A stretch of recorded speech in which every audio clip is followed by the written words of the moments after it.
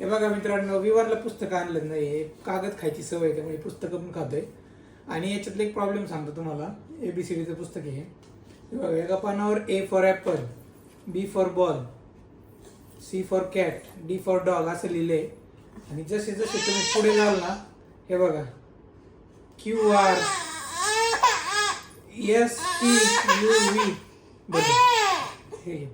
हे STUV म्हणजे एका पानावर त्यांनी 2 बसवले. R नंतर त्यांनी कॉस्ट कटिंग केली. मला ते सुचलं, मी बघत होतो सहज. आणि हे बघा पुढं पण केलं त्यांनी तसं. WXYZ म्हणजे 1 2 3 4 पानं, 4 पानं वाचवलेत त्यांनी. बघितली का कॉस्ट कटिंग. आणि कंपनी ही आहे GOW. किती डोकं लावतात बघा ते. कॉस्ट कटिंग म्हणजे 4 पानं ह्या पुस्तकाचे वाचले तर असे समजा हे किती आहे, 26चं असतं ना लेटरचं. एक समजा 5 पुस्तकं छापले तर 1 पुस्तक फ्री मिळते ज्यांना छापून. ऐका नाही डोकं.